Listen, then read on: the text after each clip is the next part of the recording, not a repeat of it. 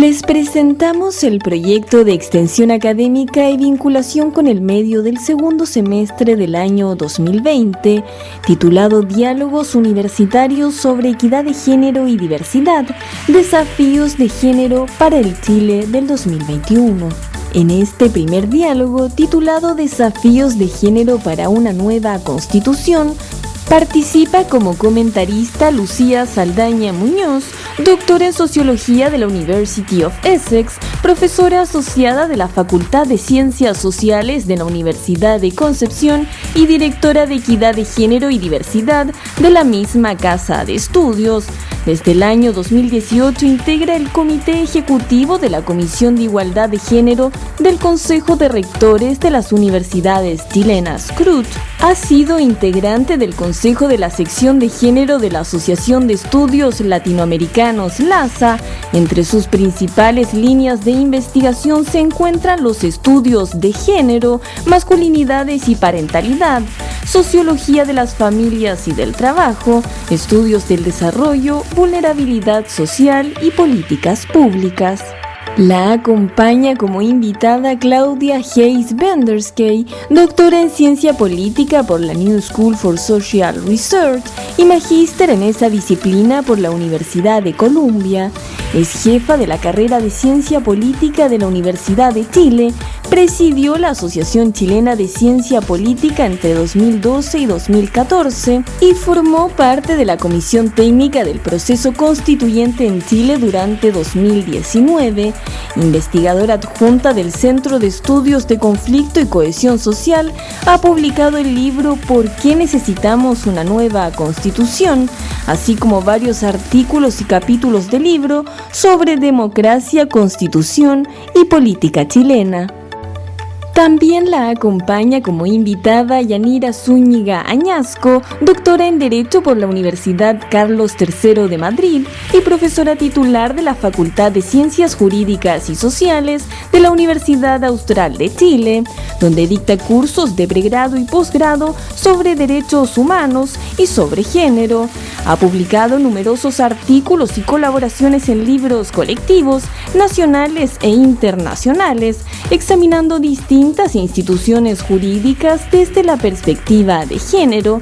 También ha ejecutado varios proyectos de investigación nacionales e internacionales sobre estos y otros temas.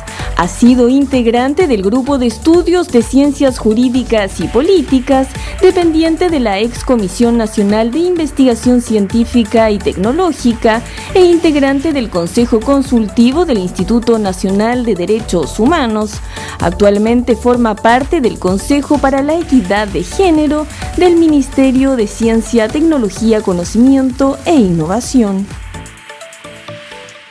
Hola, saludamos a toda nuestra comunidad universitaria que nos escucha y les agradecemos que participen de este nuevo ciclo de diálogos virtuales que dirige la Dirección de Equidad, Género y Diversidad. Hoy en día contamos con dos expertas, que es un privilegio poder contar con ellas para poder discutir en relación a la incorporación de la perspectiva de género en el proceso de generar una nueva constitución en nuestro país. Presentamos a la profesora Yanira Zúñiga y la profesora Claudia Hayes. Les agradecemos muchísimo y queremos ciertamente aprovechar este espacio para dialogar, sobre todo para escuchar las opiniones y las miradas que ustedes tienen y por tanto con eso también fortalecer toda esta discusión, ¿no es cierto?, y esta reflexión que se venía haciendo la ciudadanía respecto a los procesos que nos convocan en un poquito más de 2 semanas. Así que por ello también, con mayor razón, agradecerles el tiempo que se han dado para estar acá y compartir con este espacio en la Universidad de Concepción. Quizás partir preguntándole a Yanira, de su perspectiva como más vinculada al mundo del derecho, ¿verdad?, cómo ve el proceso de una sociedad en la cual se genera una nueva constitución y cuáles ve como los principales desafíos en términos generales para que luego abordemos los ámbitos más específicos. Yo quiero aprovechar de agradecer, por supuesto, la invitación, la posibilidad de compartir también con Claudia, con Lucía. Y yo tengo que confesar que estoy bien entusiasmada. A mí esto me parece un una época histórica, ¿no? Un cambio de época, que espero, por supuesto, que se configure luego como un cambio constitucional. Y claro, si bien tengo algunas aprensiones, ¿no? por cómo se pueda llevar a efecto ese debate, uno trabaja desde la academia y tiene siempre reflexiones sobre condiciones óptimas, ¿no? Uno casi como que se dedica a esto, ¿no? A identificar condiciones que serían las óptimas de debate, y luego es evidente que la realidad no va a ofrecer necesariamente todas esas condiciones, pero aún así a mí me parece que es una oportunidad histórica para, en el marco de una discusión que intenta resolver una crisis de legitimidad de la Constitución del 80, que viene arrastrándose mucho tiempo, una crisis política en la que ha contribuido también esa falta de legitimidad, al mismo tiempo tratar de realizar algo que ha estado en las agendas feministas desde el origen del feminismo, que es la posibilidad de que se concrete en normas constitucionales y en normas fundamentales del sistema jurídico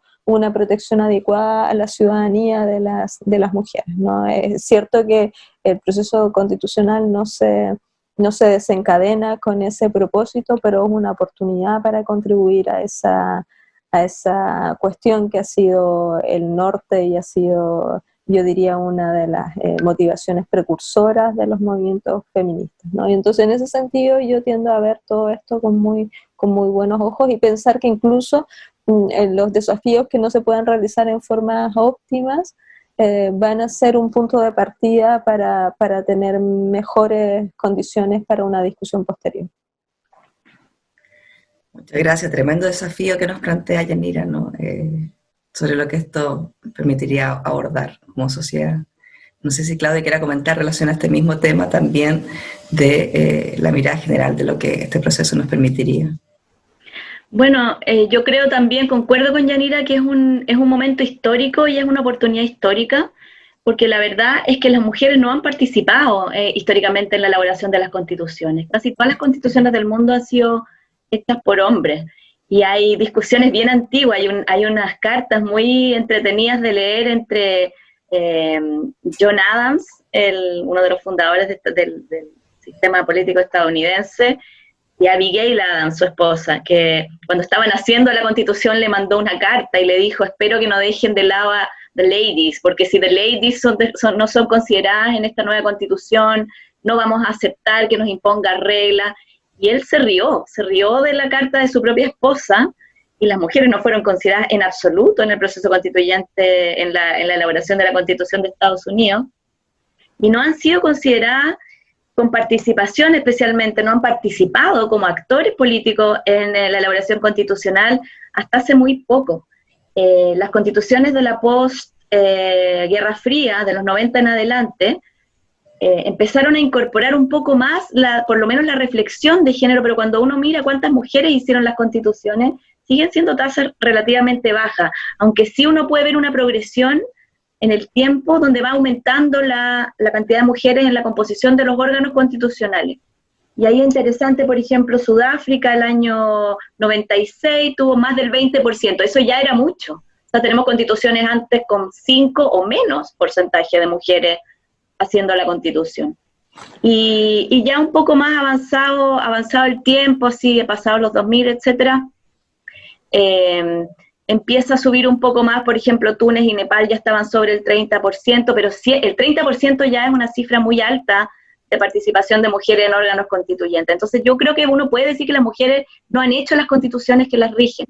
Y entonces esta norma que tenemos hoy día en Chile, que permitiría, si es que gana la Convención Constitucional, tener una Convención Constitucional paritaria, es un hecho histórico, inédito en el mundo, y que nos va a permitir, yo creo, hacer una constitución totalmente distinta, y con eso determinar el sistema político futuro, digamos, que va a vivir con esta constitución por algunos años, con un enfoque de género que las constituciones anteriores ni en Chile ni en el mundo en general han tenido.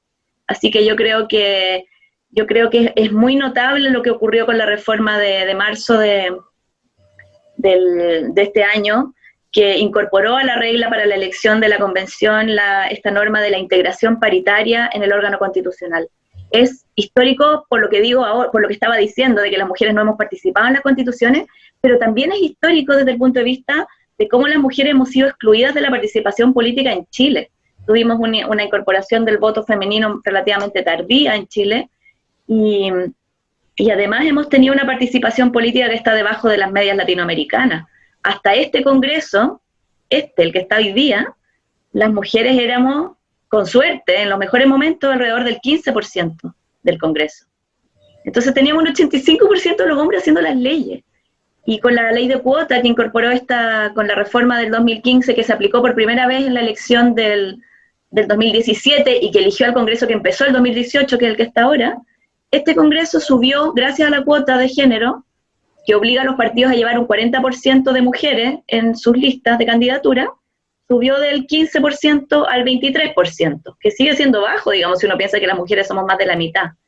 Yo creo que una convención constitucional paritaria, si es que gana la opción convención constitucional, que yo creo que es lo más probable, va a permitir diseñar mecanismos políticos de la futura democracia chilena mucho más paritarios, y además va a dar una señal a todas las instituciones del futuro, digamos, respecto de la importancia de la paridad de género en todas las instancias de participación política.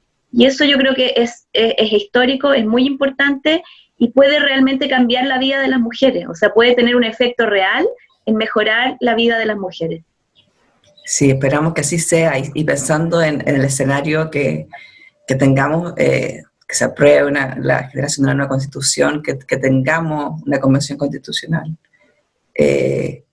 ¿Cómo esta aportaría precisamente a resguardar los derechos de las mujeres, ¿no es cierto?, y también de las diversidades sexuales? ¿Qué pasaría ahí en los distintos ámbitos de la vida? Por ejemplo, la salud reproductiva o en el ejercicio de los derechos políticos.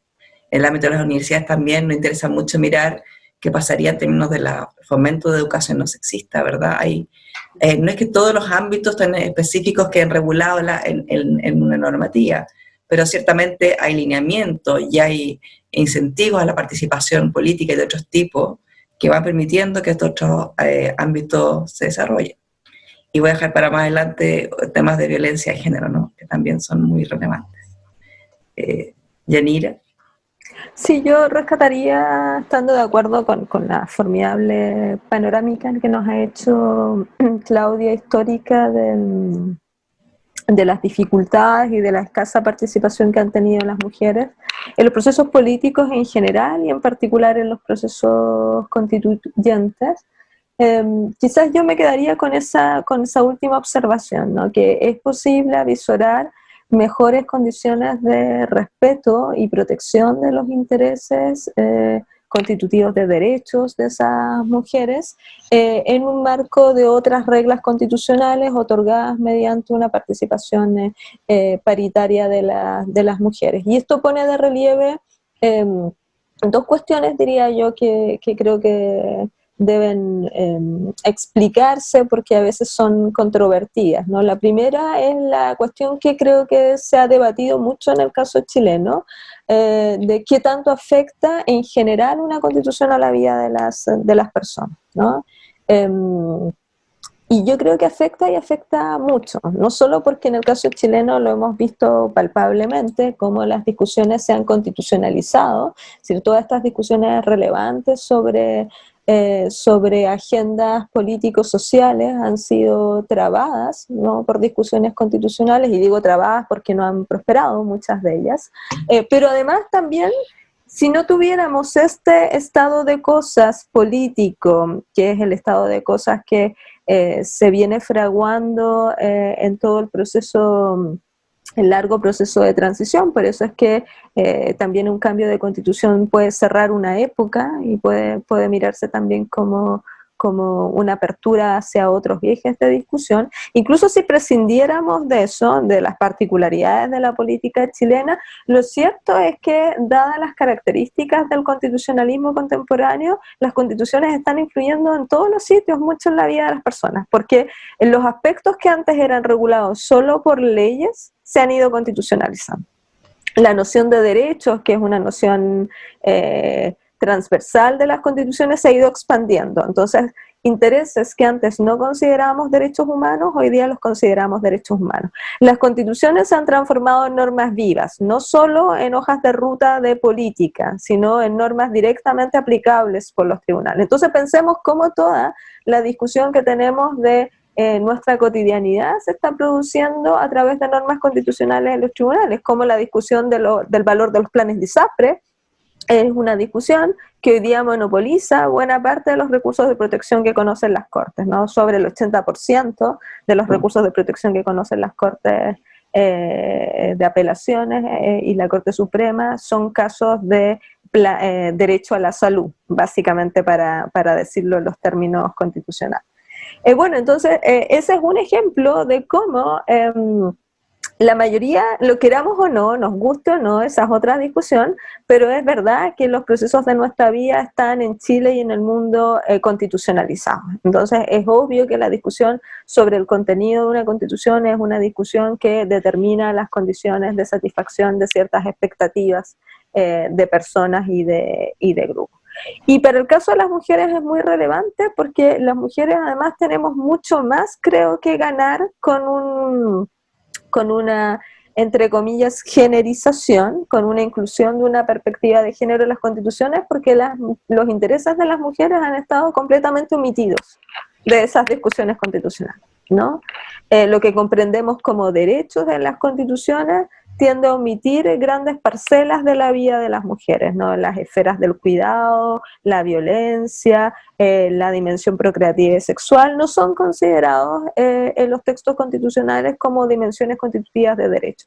Por lo tanto, dado que las mujeres tenemos un retraso mayor aún en la recogida de nuestros intereses en esos textos constitucionales, nuestra ganancia desde el punto de vista de cerrar ciertas brechas de protección puede ser todavía mayor que la que tienen los varones con carácter general como grupo, ¿no? Para satisfacer sus propios intereses, miradas, vivencias a través del texto constitucional. Por tanto, las posibilidades de que una constitución redactada en una lógica de género que la atraviese pueda no resolver, porque el problema de género es un problema histórico y probablemente tampoco lo resuelve ninguna norma jurídica por sí sola, pero sí avanzar en condiciones político-estructurales para que esas discusiones luego y esas herramientas institucionales tiendan a cerrar esa brecha entre una expectativa justa de protección y un rendimiento de esas normas constitucionales, sí puede verse muy afectada por una discusión constitucional con otros ingredientes. Entonces, a la pregunta de si a las mujeres nos importa la Constitución, por supuesto que nos importa, y buena parte del déficit de protección de nuestros derechos tiene que ver con que las constituciones se hayan dictado de espaldas a las mujeres. Muchas gracias, Yanira, por tan completo análisis. Es muy importante lo que planteas de alguna manera, que la Constitución permite como un piso mínimo para poder empezar a colocar sobre la mesa los derechos de las mujeres que han estado invisibilizados, no considerados, y que ciertamente estos ámbitos que regulan la vida en un sentido amplio y también en específico en otros, nos permite efectivamente materializar ciertos derechos, o si no los derechos no están puestos sobre la mesa, o luego los regulan personas que no tienen... o no deberían tener las atribuciones de poder decidir los derechos de las mujeres. En esta discusión que se hizo, por ejemplo, del aborto, ¿no? Que las mujeres desde cuándo tenían derecho a decidir sobre sus cuerpos, o sobre también el acoso callejero, que porque los varones ahora ya no iban a poder ser gentiles y opinar de la belleza de las mujeres, como que esto pasara por afuera y podemos opinar sobre el cuerpo de otras personas, ¿no es cierto? Sin tener las atribuciones para ello. Entonces creo que sitúa de alguna manera las relaciones de género de otra manera respecto a lo que es una relación de subordinación y dominación muy anclada en las instituciones sociales. No sé si Claudia quisiera comentar también sobre lo que ha planteado Yanira. Sí, yo creo que una mirada de género en un proceso constituyente puede incidir en el ámbito de los derechos y también en el ámbito de la distribución del poder. Y es importante que las dos partes, digamos, principales de una constitución, que son eso que los abogados llaman la sección dogmática de los derechos y la sección orgánica de quién hace qué, digamos, en un sistema político y quién decide qué, estén todos pensados con un enfoque de género.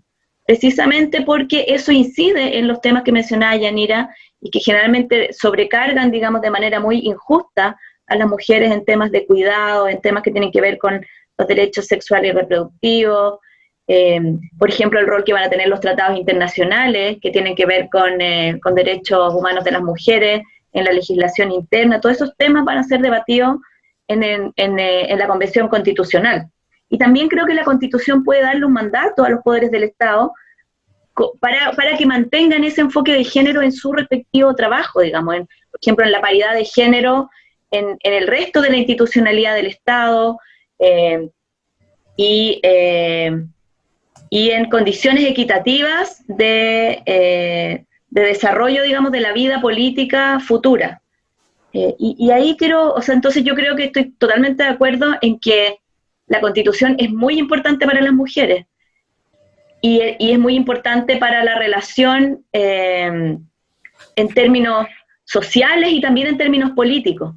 Y creo que ahí también no solamente hay una vinculación entre la institucionalidad y cómo uno vive, digamos, cuando existe, es distinta la vida bajo una constitución que bajo otra constitución, pero también creo que es importante la relación entre quién hace la constitución y cómo se hace esa constitución. O sea, esto que Ann Phillips llamaba la política de la presencia y la política de las ideas.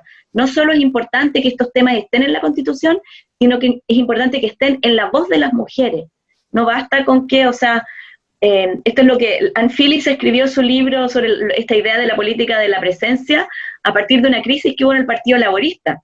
Porque claro, eran los hombres laboristas en los años 90 los que decían, nosotros representamos los intereses de las mujeres, porque nosotros promovemos el bienestar, la protección social, y eso afecta principalmente a las mujeres. Cuando no hay protección social, las mujeres son las primeras perjudicadas, porque son las principales encargadas en la sociedad de los cuidados de los niños, de las personas enfermas, de los adultos mayores, y entonces las políticas sociales benefician, digamos, una incorporación un poco más equitativa de las mujeres en la vida social y en la vida política también. Pero el Partido Laborista empezó a tener una crisis porque las mujeres ya no querían que los hombres las representaran, ya eso que antes sí había sido aceptado, y las mujeres tendían a votar por estos partidos socialdemócratas, digamos, en Europa, considerando que las beneficiaban más que los partidos de otro signo. Las mujeres de pronto dijeron, no nos basta que los hombres nos representen y que hablen por nosotras, queremos hablar nosotras con nuestra propia voz. Y la política de la presencia, entonces, se convierte en este complemento de la política de las ideas, de la idea de la representación política, donde lo que se representan son ideas o proyectos políticos, y se complementa esta idea de representar ideas, ideologías, valores, intereses, con tener voz en la esfera pública. Y yo creo que tener voz en la esfera pública, de nuevo, no significa que las mujeres representen un ideario específico. Las mujeres no tienen una sola ideología, y hay mujeres de derecha, mujeres de izquierda, hay mujeres con visiones políticas diferentes, y lo que le daría una señal al sistema político de que no existe discriminación arbitraria de género es que todas esas voces, esas visiones distintas estén representadas por mujeres, por la presencia de mujeres. Entonces, y yo creo que ahí está, como decía antes, esta vinculación entre estar presente, decir con la propia voz lo que uno piensa y el contenido de esa reflexión. Y yo creo que eso, la paridad de género en la representación política a través de la presencia de género, ayuda a legitimar también la representación política. Porque un sistema político que le dice a las mujeres, no se preocupen, nosotros las vamos a representar y ustedes voten por nosotros, hombres, lo que está haciendo es demostrarle al sistema político que hay una discriminación en contra de las mujeres. Y lo mismo vale para otras categorías de personas que han sido excluidas de la representación política, como los pueblos originarios, que hoy día todavía no tienen una regla de representación en el órgano constitucional que se sigue discutiendo en el Congreso. Entonces yo creo que la legitimidad de la representación política tiene que ver con eso, con que el sistema le demuestre a la ciudadanía que no hay una exclusión arbitraria como la que hemos vivido las mujeres, especialmente en Chile, en todos los órganos de la representación política. Entonces, no solamente yo creo el debate constitucional tiene que ver con los contenidos que va a haber en la Constitución, sino con la voz de quienes determinen esos contenidos. Y creo que eso debe replicarse también al sistema político que este proceso constituyente va a diseñar.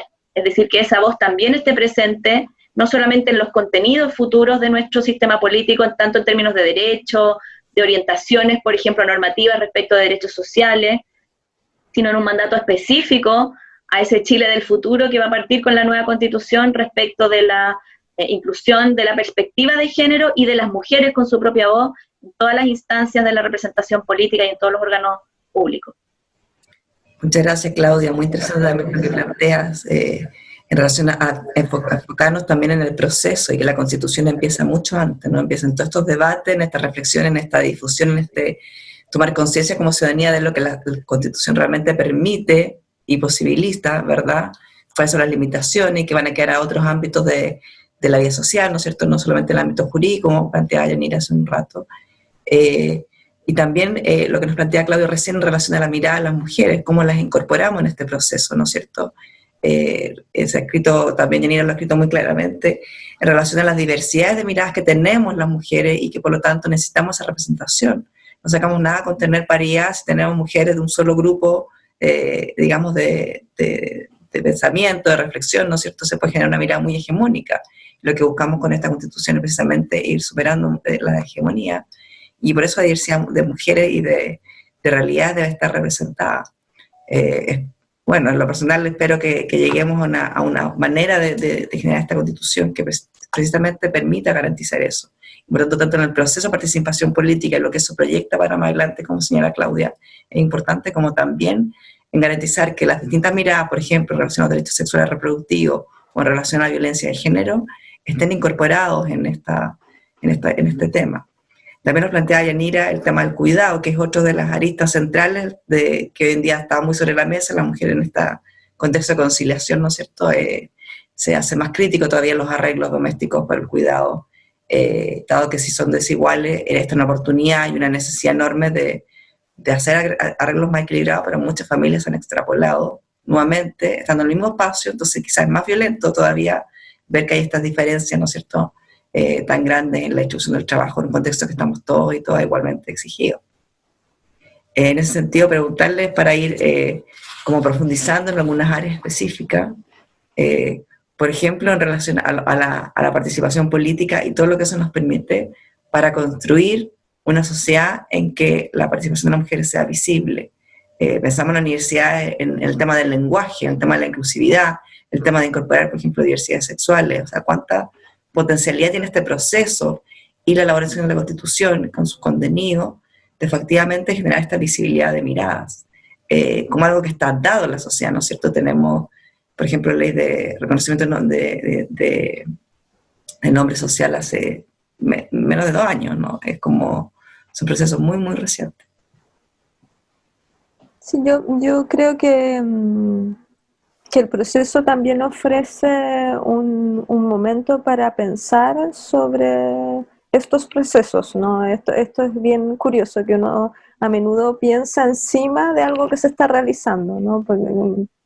Pero bueno, funcionamos así, ¿no?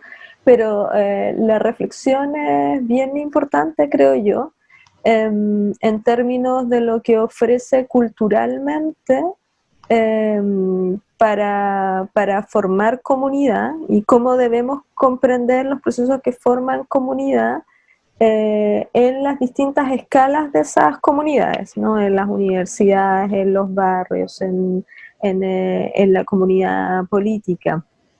Y yo creo que ahí tenemos un desafío, ¿no? Hemos funcionado atomizadamente buena parte, creo yo, de las últimas décadas, inclusive nuestras manifestaciones sociales de comunidad no han logrado fraguar grandes resultados políticos, es decir, no hemos tenido un reforzamiento del sistema de partido político, todo lo contrario.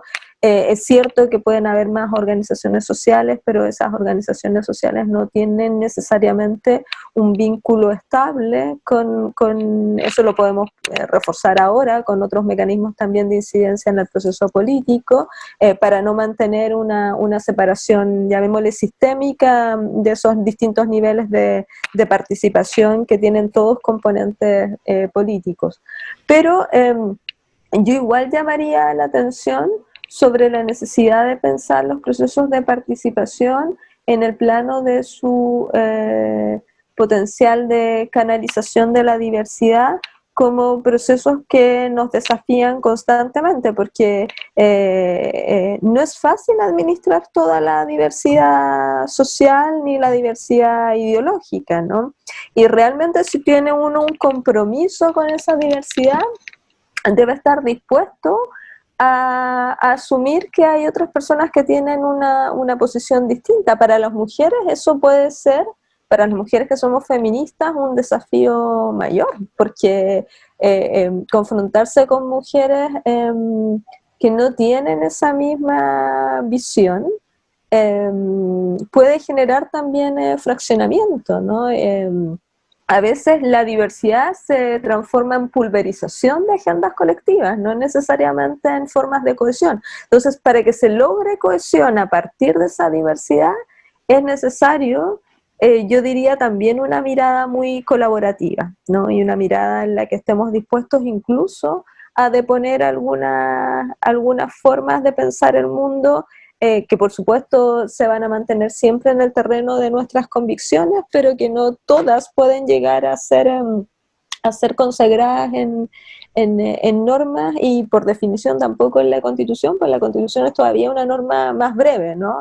Y que está sujeta a quórum más elevados, etc. Entonces lo que estoy tratando de decir es que es importante tener en vista eso, porque a veces uno tiene la sensación de que las constituciones debieran ser simplemente receptáculos de normas justas y la vida social nos demuestra que las constituciones son receptáculos de arreglos políticos, que no es equivalente a normas siempre justas.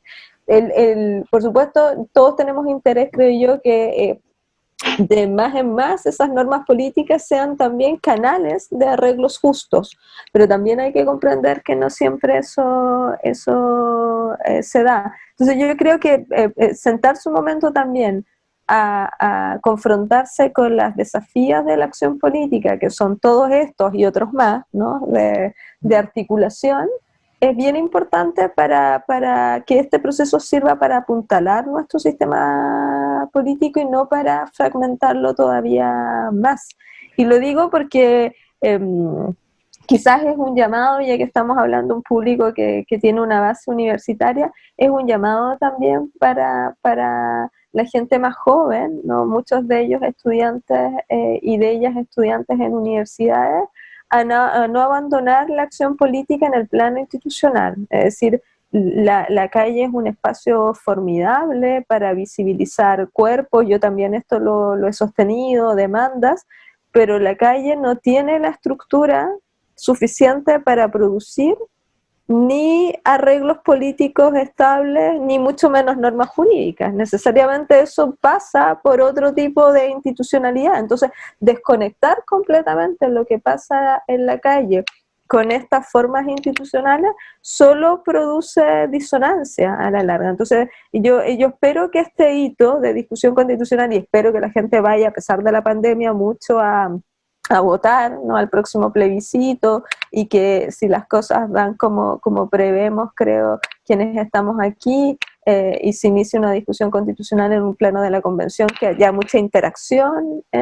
Yo todo eso lo espero, pero lo espero no como un episodio, lo espero como algo que dé cuenta de un nuevo ciclo político en que haya una mayor circulación de esas discusiones, porque también la gente que no incide donde estamos las mujeres y ciertas mujeres más precarizadas, que no incide habitualmente en los procesos políticos, requiere que esos canales se mantengan activados, ¿no? No solo que aparezcan episódicamente, porque si no, la posibilidad de resolver cosas se da cada 5 o 10 años, digamos, si somos optimistas.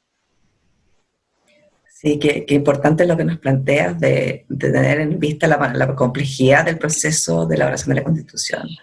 No solamente tenemos una primera complejidad, que es precisamente si se aprueba o no, ¿no es cierto?, en este plebiscito, ir a votar en este contexto, luego cómo se conforma, sino que además todo lo que puede llegar a ser regulado, que no todo lo que desearíamos podría ser regulado en este documento, ¿no es cierto?, hay cosas que quedan para ámbitos más específicos, pero también que tenemos que hacer concesiones, ¿no?, y que tenemos que de alguna manera apuntar a algunos objetivos mayores digamos, o fundamentales para que estén en acuerdo, y ciertamente que ciertos ámbitos que desearíamos podrían quedar fuera.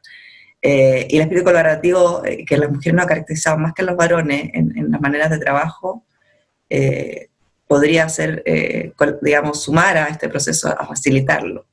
Pero ciertamente que el proceso se ve no tan expedito ni exento de tensiones, va a tener ciertamente complejidad y además va a tomar una cantidad de tiempo, y esperamos que el tiempo como está diseñado también sea suficiente y no tenga que extenderse en el tiempo para después luego generar los acuerdos sociales para su aprobación.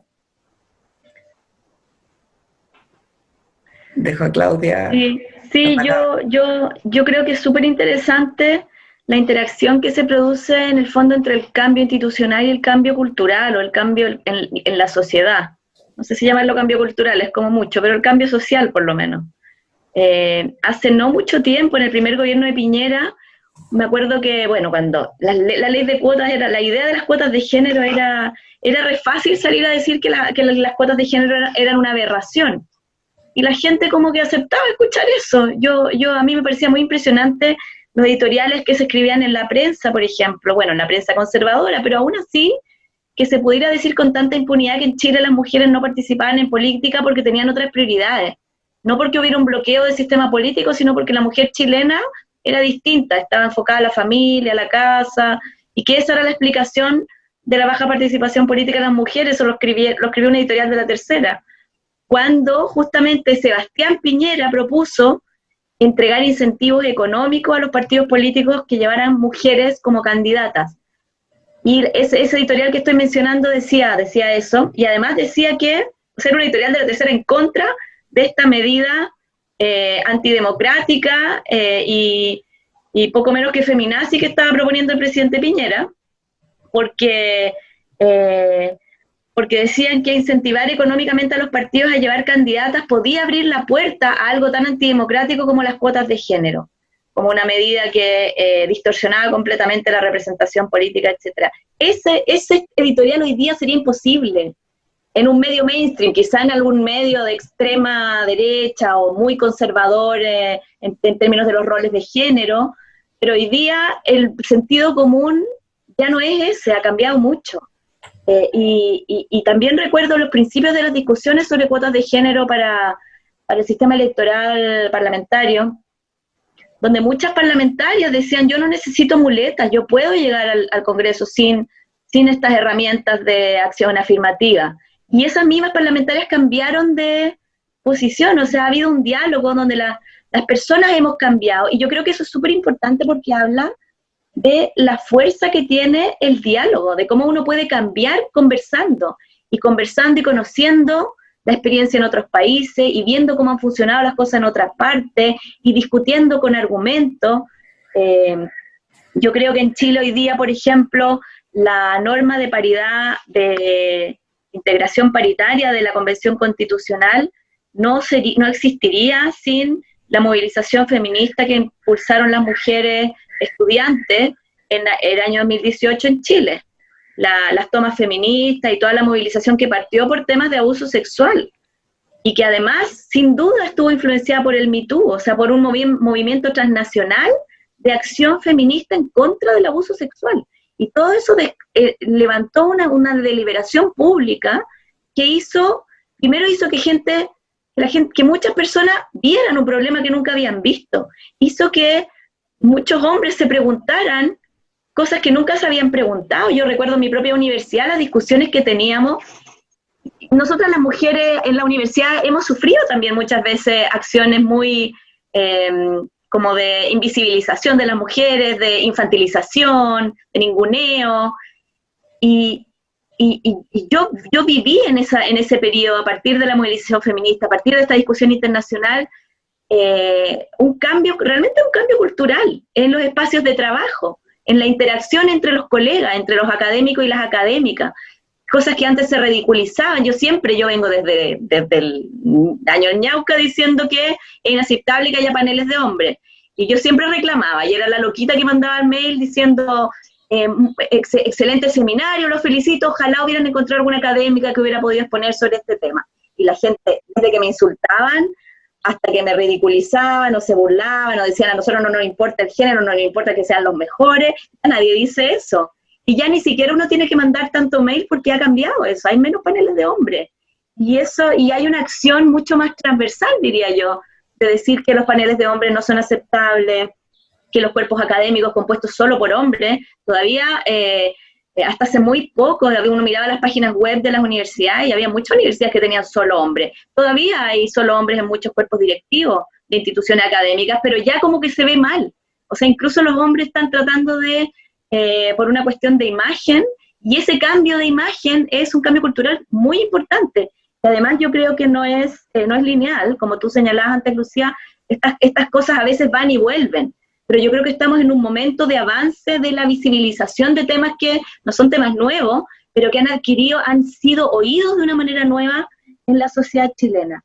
Entonces yo creo que los arreglos, como Yanira hablaba de los arreglos políticos estables y de la institucionalidad, son clave para estabilizar esta situación. Si este nuevo sentido común no se convierte en arreglos políticos estables, no se convierte en instituciones, es muy fácil que los vaivenes de la política y que otros eventos los hagan retroceder. Entonces, muy importante, yo creo, institucionalizar en la mayor medida posible, ahora que podemos, digamos, ahora que tenemos esta oportunidad histórica, este tipo de nuevos consensos sociales que, como decía yo, son muy amplios y llegan a mucha gente, a personas que no son intelectuales, que no tienen mucha reflexión académica sobre estos temas, pero que hoy día ven las cosas de otra manera, que hoy día ven cuando las revistas que publicitan los juguetes ponen puras cosas rosaditas para las mujeres y puras cosas celestitas para los hombres, por primera vez se preguntan si eso tendrá algún efecto pernicioso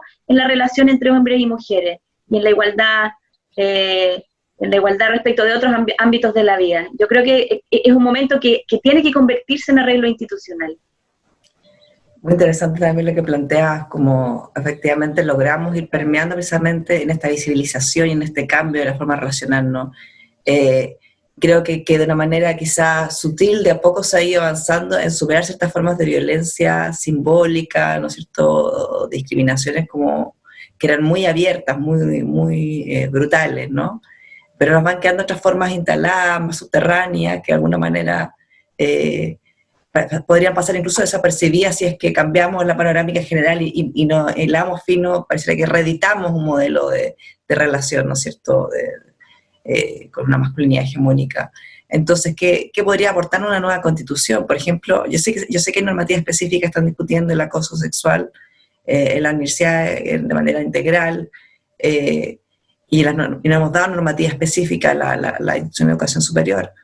Pero también hay miradas desde la incorporación de la perspectiva de las mujeres hasta la mirada de que en el fondo no tengo derecho a tomar ciertas decisiones sobre el cuerpo de otro, o que hay formas de violencia que no pueden ir, digamos que no solamente la brutal física que termina en femicidio, sino que otras formas que son de subordinación, de invisibilización, como mencionabas tú, formas de no reconocer las contribuciones, y de asumir, y eso también lo señalaba hace un rato Yanira, las expectativas. Tenemos las expectativas sociales de lo que podemos lograr en este proceso, pero también las expectativas sociales de lo que pueden contribuir las mujeres y de qué temas pueden poner sobre la mesa. Entonces, como un proceso constitucional, ¿no es cierto?, con una voz, esperamos, constituyente, ¿verdad?, para poder irlo conformando, puede ir poniendo sobre la mesa precisamente estos elementos que son transversales a incorporar la perspectiva de género, y que de ahí se va materializando en las áreas específicas reproductivas o de cuidado u otras. Yo tengo la impresión de que el potencial que tiene la experiencia femenina de pensar el mundo y vivirlo desde otro lugar, ¿no?, es un potencial por sí mismo contrahegemónico, en la medida de que se plasme con ese ángulo, ¿no?, y que no busque insertarse necesariamente en la lógica que ya domina las constituciones, que por supuesto es una lógica que para los momentos históricos en que esa lógica emerge, ¿no?, la lógica de los derechos, ciertas comprensiones, por supuesto que fue también progresista, ¿no? Pero como ocurre con las dinámicas sociales, ¿no?, que van interactuando de distinta manera y buscar nuevas formas entonces de construir arreglos sociales justos, algunas de esas lógicas hoy día imponen limitaciones, yo creo, al tratamiento de los problemas y no son tan transformadoras como tendemos a creer. Yo voy a decir algo que puede sonar provocador, ¿no? Pero que está bien documentado.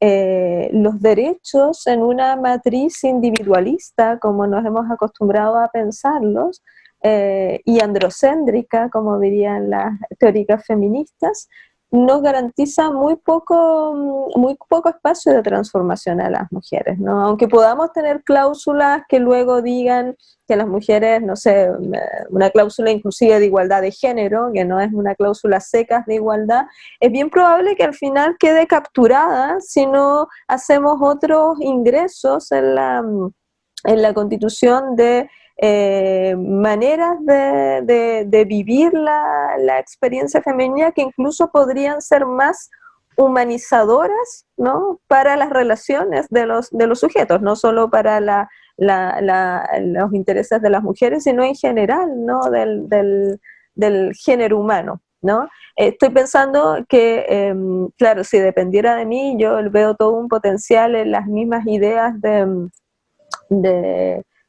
cuidado como una especie de estándar que visibiliza la dependencia, la interdependencia que tenemos en nuestras relaciones todas las personas, no solo las mujeres, no solo los niños, no solo los ancianos, ¿no?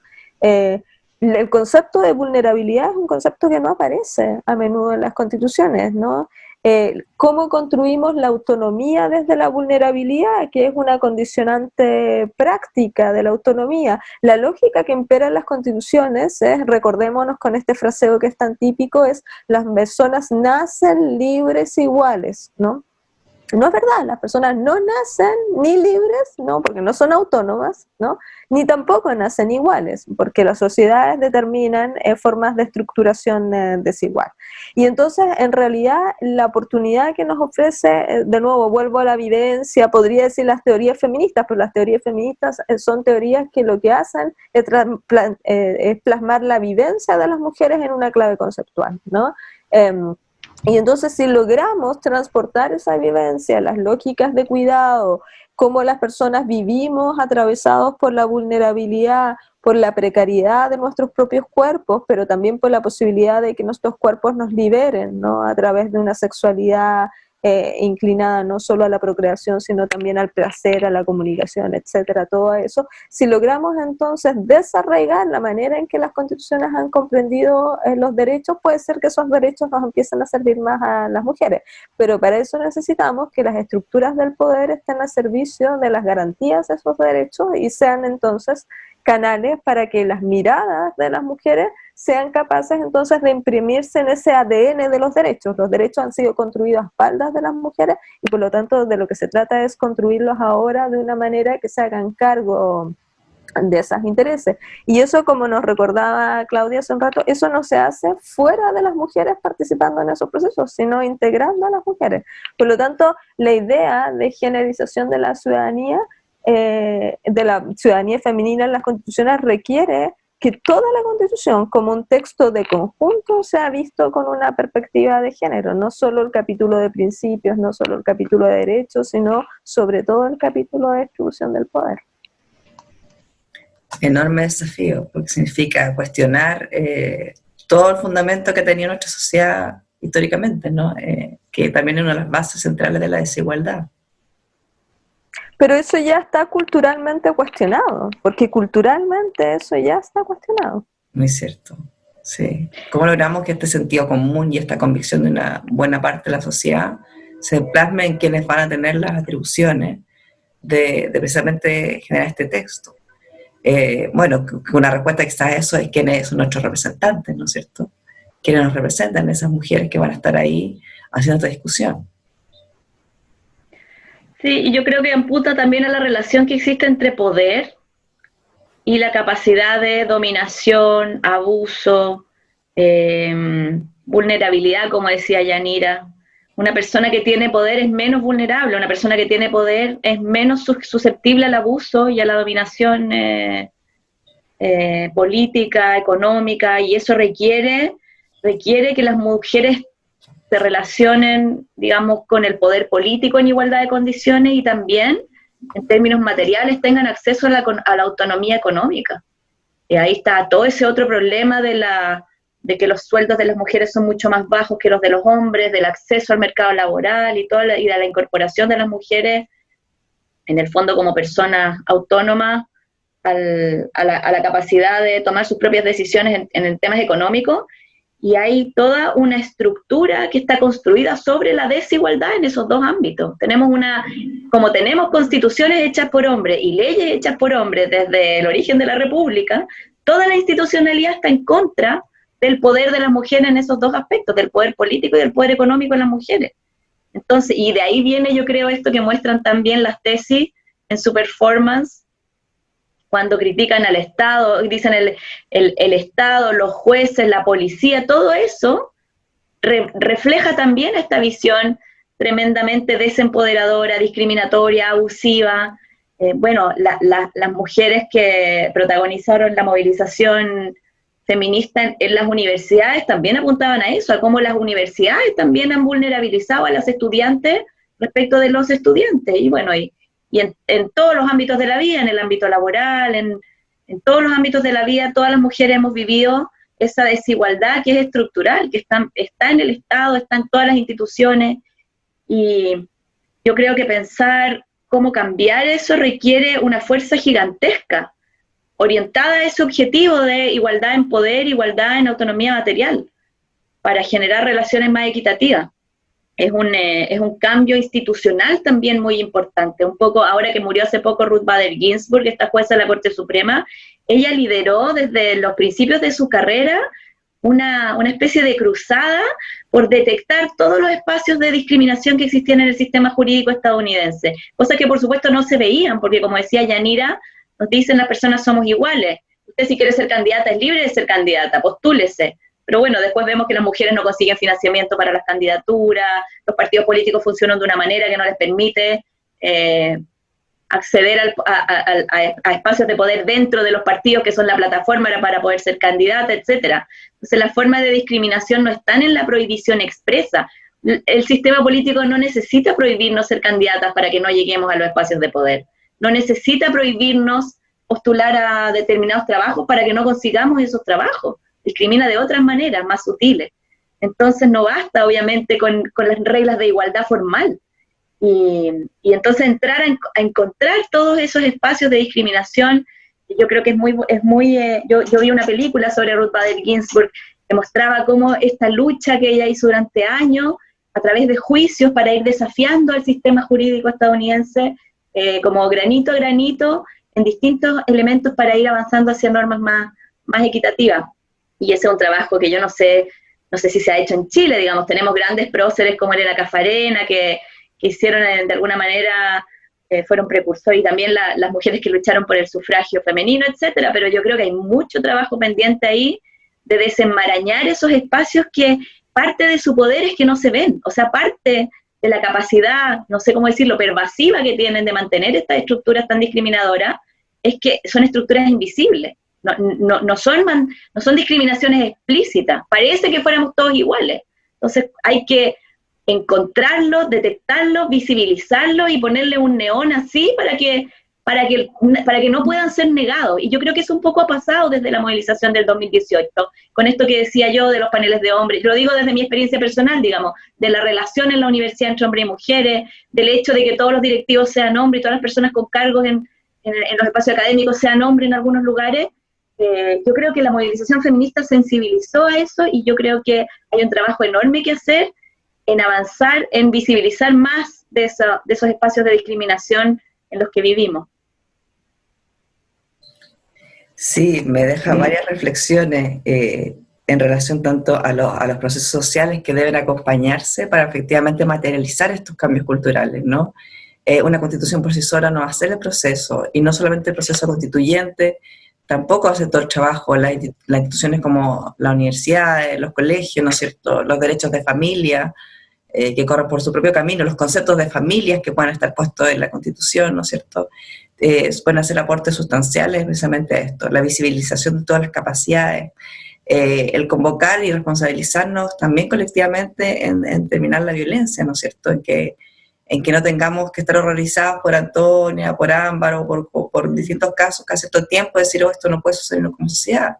Tenemos que ver cómo generamos efectivamente contextos sociales en los que esto, digamos, se limita de alguna manera, ¿no? Y hay contextos normativos, pero también de promoción de buenas prácticas y de nuevos tratos sociales en relación a que hay ciertas cosas que ya no se permiten, lenguaje sexista de que esta carrera no es para mujeres o que usted tiene que masculinizar sus neuronas para poder desarrollarse en esta área, ¿verdad? Son como cosas todavía vigentes, tienen que abordarse, entonces son muchos desafíos, entonces, bueno, ahí se requiere de muchas colaboraciones, disposiciones y aperturas también para llevar a cabo la incorporación de estas miradas. Si pudiéramos aventurarnos un poquito más para cerrar, ¿cuáles son los principales logros que podríamos esperar las mujeres de este proceso? Si fuera todo viento a favor, ¿no es cierto?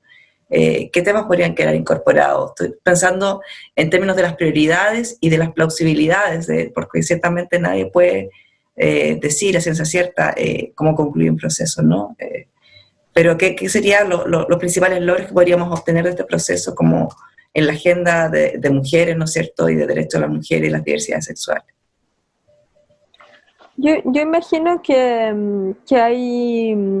se puede aprovechar la inercia de la discusión de paridad para la Convención Constitucional, para instalar también un principio de paridad en el texto constitucional. Me sorprendería que, dado la movilización que se produjo sobre esta materia, no apareciera como un tema en la discusión. Además, teniendo en cuenta que las cuotas a las que hacía referencia Claudia tienen una fecha de caducidad también hasta la elección del 2029, por lo tanto, en un futuro muy cercano quedaríamos incluso carentes de todo dispositivo de incentivo más bien compulsivo, ¿no? Hay otros dispositivos que pueden ser de incentivo más bien light, no económicos, etcétera, los partidos, pero que está demostrado que no funcionan demasiado porque los partidos prefieren perder esos incentivos que ofrecer más oportunidades a las mujeres en las listas electorales. Así que los que más han funcionado, salvo en los países de Europa del Norte, en todo el mundo los que más han funcionado son los dispositivos compulsivos que establecen una obligación, y normalmente además una obligación que se traduce en la imposibilidad de presentar listas si no se cumple con esas exigencias de cupos reservados a mujeres. Por lo tanto, yo esperaría, por la forma en que se han dado esas discusiones, que ese tema emergiera, ¿no? Y esperaría también que no hubiera una resistencia, porque yo creo que se cerró en algún sentido también las posibilidades de un debate. Por supuesto, la resistencia, cuando digo que esperaría que no hubiera, no digo que no exista en la práctica, sino que no se presente oficialmente. En la práctica siempre va a existir porque es un terreno de poder muy importante, ¿no? Por supuesto, deberían aparecer también derechos sexuales y reproductivos. Esa discusión es una discusión que siempre, tanto en la discusión legislativa como en la discusión constitucional, se presenta más árida, ¿no? En términos de toda los cierres y la controversia que permanece, se reeditan. Ahora que Claudia comentaba también el fallecimiento de la jueza Bader Ginsburg en Estados Unidos, todo lo que se avisora como posibilidad de retroceso debido al cupo que podría ser ocupado ahora por una jueza muy conservadora. En la jurisprudencia del aborto en Estados Unidos da buena cuenta de cómo ese tema es uno de los temas precarios desde el punto de vista del avance cuando se logra, y es difícil también lograr ese avance. Por lo tanto, la posibilidad de que quede plasmado en el texto constitucional derechos procreativos tiene, creo, más dificultades que un principio de paridad. Y probablemente se negocie también con una suerte de concesión respecto de la protección de la vida prenatal, que normalmente esas son las coordenadas de esa discusión también cuando se da en sede constitucional. Por lo tanto, yo ahí diría que hay que asumir que esa discusión se va a presentar. E imagino que un terreno donde no suelen haber muchas resistencias en la incorporación es en la agenda de violencia, al menos como derecho. Otra cosa luego es cómo lo garantizamos, pero muchas de las discusiones se quedan en un nivel que puede ser el nivel de principio.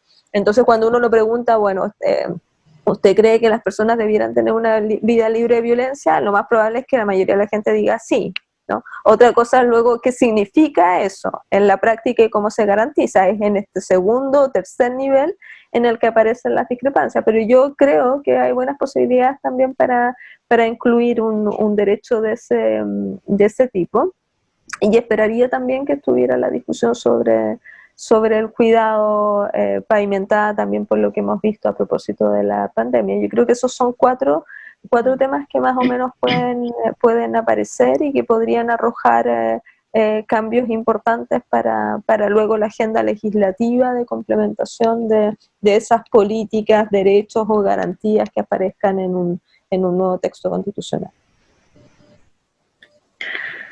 Bueno, Yanira abarcó casi todos los temas posibles, quizá solamente yo agregaría que como comentario general, que una constitución hecha con un enfoque de género debiera darle al sistema político futuro un mandato expreso de usar un enfoque de género en todas las políticas públicas. O sea que todo lo que el Estado haga tiene que contemplar la dimensión de género, la reflexión de género en todo el futuro funcionamiento del sistema político. Y también creo que se podría buscar avanzar a una norma que exigiera la paridad de género en todas las esferas de la representación política. O sea, una convención constitucional paritaria tal vez podría pedir que todos los espacios de la representación política fueran paritarios.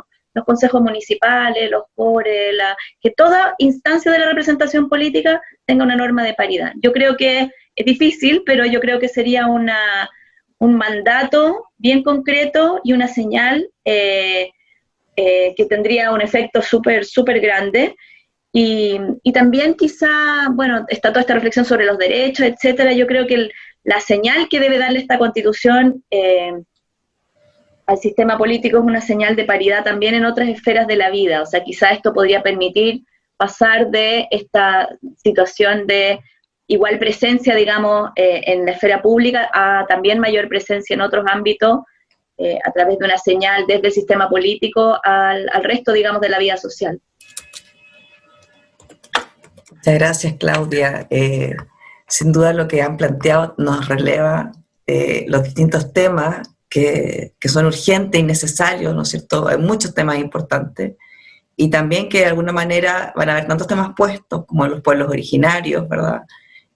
Como los derechos a la salud, a la educación, que tenemos que pensar que se van a lograr materializar una parte de esto, esperamos, de manera sólida, ¿verdad? Y coherente en un texto. Agradecerles mucho la participación, la mirada que nos dan. Creo que podemos tener expectativas razonablemente optimistas, ¿no es cierto?, de lo que puede tener este proceso, ¿verdad?, en términos de que con todas las complejidades que pueden existir de acuerdos y todo, hay temas que podrían efectivamente generar un avance y que hay una diferenciación, incluso desde la mirada que podría hacerse esta Constitución, podría diferenciarse en sí mismo, ¿no es cierto?, en la manera de mirar los derechos. Lo que planteaba Yanira desde un comienzo, como desde mirar que no somos tan iguales ni tan libres en el momento de nacer, que estamos muy determinados por condiciones socioeconómicas y socioculturales, y por tanto ahí también viene el rol del Estado, y quizás es un tema que esté en relación a la garantía de los derechos fundamentales. Agradecerle muchísimo, no sé si quieren hacer algún comentario de cierre. La verdad que mucho aprendizaje, yo podría escucharlas mucho rato más. Ciertamente no hay una limitación con el formato de esto, con los tiempos, ¿verdad?, de todas. Agradecerles nuevamente muchísimo, y nada, estaremos atentas a las discusiones que vienen las próximas semanas, que son muy intensas, y como Dirección de Equidad, Género y Diversidad iremos abordando otras temáticas también en este ciclo de diálogo que nos permitan llevar esta reflexión a la ciudadanía y a nuestra comunidad universitaria en particular. No, yo solo aprovecho estos últimos minutos para agradecer y para reconocer la labor que está llevando a cabo la dirección en la Universidad de Concepción, que en ese sentido yo creo que ha sido una de las universidades también precursoras en este trabajo de género. Aprovecho de reconocerlo y felicitarlo. Muchísimas gracias, lo transmitiré al equipo. Sí, muchas gracias por la invitación a participar en esta conversación. Muchísimas gracias, Claudia. Esperar que ambas estén muy bien y bueno, y que tengamos un octubre con buenas noticias, ¿no es cierto? Y que tengamos un proceso fluido en lo que viene en los próximos meses. Muchísimas gracias. Les saludamos y les deseamos un muy buen día.